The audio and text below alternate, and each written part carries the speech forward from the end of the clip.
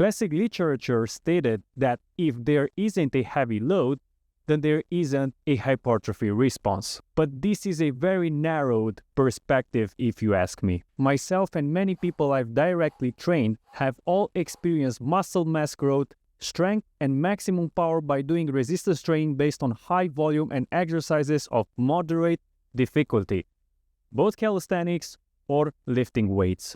In calisthenics, you don't have much choice, but it's still resistance training. The notion that 30 reps or more is purely cardio or endurance, while 8 repetitions is for hypertrophy and 3 rep intervals is only strength training, is a narrow and limited view. The physiology of the body is much more complex than this simple deduction. It's true that in calisthenics, if you don't sufficiently challenge the muscles and the nervous system, you won't achieve results in the hypertrophy zone. So training to failure is needed, and that comes through volume. For me, as someone who is trained, believe me, I do the first 15 push-ups just to reach a threshold of metabolic fatigue. From there begins the metabolic stress, exhaustion. This is the zone that causes muscles to respond. For some, the interval is 10 reps, for others 20, which is why I can't provide clearly defined ranges. We are all unique.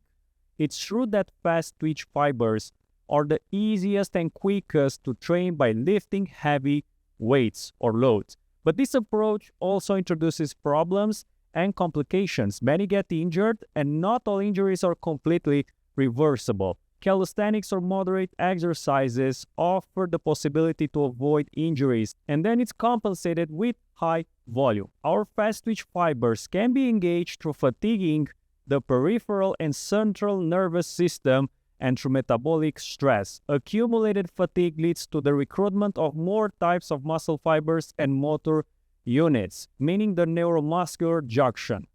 Now, I'm not saying to exhaust yourself from the first set, obviously. That's why we do multiple sets. In fact, I suggest not to perform the first set at maximum potential or capacity, maybe not even the second, but certainly once well warmed up, sets 3, 4, and 5 can be done at the lactate threshold and beyond, feeling the muscles burn. The rest is just protein intake. If you consume enough essential amino acids, high quality protein, then there will be muscle development, I assure you of that.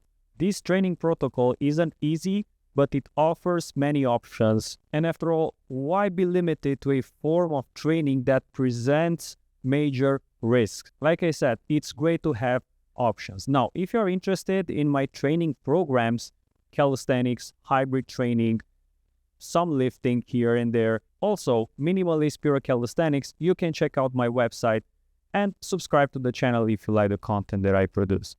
Thanks a lot for watching. We catch you in the next video. Ciao.